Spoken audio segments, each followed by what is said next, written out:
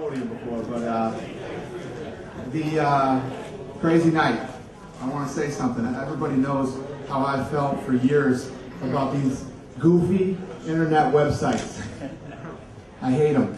They're biased, crooked, and a lot of other bad things I could say, but I won't waste my time. The rankings that we've had for years are always biased towards us. The reporting is always biased towards us. Talking about, fights that don't make any sense. Let me tell you what, we're the best in this business. Our matchmaker's the best. We put on the biggest and the best fights. Nobody knows how these fights are going to turn out. And anybody who fights in the UFC deserves to be here. And you see it every time these fights happen. The rankings, they're such bullshit. It drives me crazy. If you come from Japan, you're automatically the #1 guy in the world, or number 10, 9876. And, ever since the acquisition of Pride, we keep proving it's all bullshit. Anyway, I've been dying to say that. Great fights tonight. 16,000 in attendance, $2 million gate. I'll announce some of these right off the bat too, and I'll let you guys jump in and start asking questions. I know you've been waiting here for a while. These guys had to get stitched up if it took so long. Fight of the night, we're going to give it to Tyson Griffin and see how they The one throw knockout of the night and submission of the night goes to Forrest Griffin. Sorry, Christian. These guys, the two guys that are involved in the fight of the night get $40,000 each, and Forrest gets $40,000 for the submission tonight. So congratulations to all those guys. So, fire away, guys. Who's got questions? Chuck, what's next, Chuck? I don't know. We'll see. We go home. We'll go to the zoo, have tomorrow with my kids, and then go home and I'll figure it out. Think about this fight to your last fight? I don't know. I'll think about it. You feel you lost the fight, Chuck? I left it too close to complain about it. Chuck, what impact did the kicks have on the fight that you were able to do? Oh, they didn't bother me much. I mean kicks are hard, but that doesn't bother me. I didn't kick boxing a long time, so the leg kicks and stuff, it takes a long time to damage my legs. So I'll be a little sore tomorrow. This is still the Wanderlei Silva fight, Chuck? Yeah, Wanderlei, I walked up to Wanderlei Silva during the third round and I said, I think Chuck's going to lose this fight. And he said, what fucking fight are you watching? Chuck Liddell's winning this fight. I think Wanderlei is very upset. I mean, this is a fight that we've been waiting for a long time, and it's like it was never meant to happen. So I don't know. Are you surprised the guys that come in from Pride like Cro-Cop and the Shogun? Am I surprised? Yeah. We paid a lot for those guys. Yeah, no.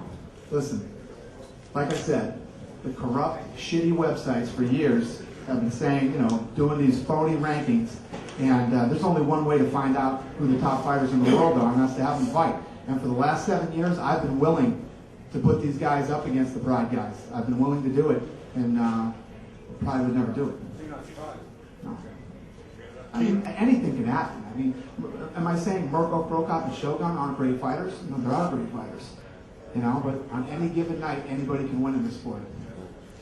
You criticized the rankings, so who's number one in the light heavyweight? Huh? Who's number one in the light heavyweight division? You criticized the rankings. Yeah, Quinton Jackson. Contender. Number one contender? There's so many guys right now. I mean, Forrest Griffin just beat the guy that, all the phonies said was number one. Shogun is an awesome fighter. Very, very good fighter. But you don't know who the best guys in the world are until they all fight. It's going to happen now over the next 2 years. Then you guys can start coming up with some rankings. The media can get together and all start voting on what they think the rankings are. Coming up with your own rankings? No. My rankings would probably be more bullshit than theirs. Keith, how much did that right hand in the second round change the fight for you? You mean when I hit him with the right hand? Yeah. I knew I was winning the round, and I knew the first round was a close round, so I guess it gave me a little bit of confidence, but I was just focused, man. I was locked in, and I didn't stop at that punch. I just kept moving forward and tried to maintain my focus the whole time. Keith, given some of the decisions that have gone on, were you at all nervous about the way the outcome was going to go? No, yeah, anytime it goes a decision, you should be nervous, but I fought the best that I could fight, so with maximum efforts, maximum victory, and I really felt I won the last 2 rounds, and I knew the first round was close, so I was pretty confident. And then the crowd, when I saw the crowd change, I was booed and everything at the beginning, and at the end, when the crowd were cheering me when I was raising my hand, I knew that they thought I won. Keith, what did you think when it was clear that you were not the fan favorite at the outset?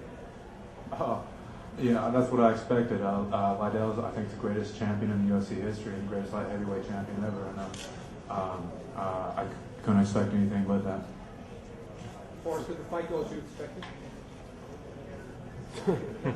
I actually did, I didn't think I'd be able to submit the cat, but I mean, that's kind of what I figured. He gets tired, he still comes forward. I thought it'd maybe be a little more clinching, but yeah, pretty much. I thought it might go for some footlocks from half guard. I worked on clinch, still ducked my head coming out like an amateur, but fuck it, I was tired. Forrest, you got to be feeling pretty good beating the guy, who beat the champion, beat Rampage. So where do you feel that places you in the light heavyweight division? There's a lot of good guys. There's a bunch of them, and they're pretty good at light heavyweight at this table. You got guys like Gobea. If Tito and Rashad could ever figure out a winner, that guy, Lambert. You got a lot of good guys. Wanderlei. So, I mean, there's a ton of guys. I want to fight all those guys, man. I don't really, I really think that I'm a pretty decent athlete. I enjoy fighting. I'll fight anybody. Forrest, do you think training with Couture and having him in your corner made a huge difference? Of course, because you're too ashamed to be nervous or afraid in front of him. Dana, would you say that the Wanderlei Liddell fight is absolutely dead at this point? And for Chuck, what are the questions you're going to be asking yourself in regards to coming back? Yeah, I just said it a minute ago. I don't know. We got to sit back and look at things. I think there's a lot of different fights we can make off of this one. First, Chuck needs to decide what Chuck wants to do, and we'll figure it out. It's like so much. That could have had the possibility of being the biggest fight ever, in mixed martial arts history. And I was really pissed off when Pride, during that acquisition, they set up that Dan Henderson fight. And it's been all downhill from there. So I don't know. We'll see what happens. I don't know. We'll see when I get home. I don't know. I'm not going to worry about it until You've overcome that fight, though, haven't you? yeah, I've wanted to fight for a long time. And yeah, I still like to fight them. And it makes sense to them now. It makes sense to everybody else. Maybe we do Chuck and Shogun now. Who knows? What does it say about Ultimate Fighter reality shows? Yeah, start giving these guys some respect. That's right. You know what I mean? Everybody likes to, smash the Ultimate Fighter guys because they were on television. Let me tell you, the Ultimate Fighter reality show has proven to be an amazing tool for us in pumping out great talent. Yeah, these guys are for real.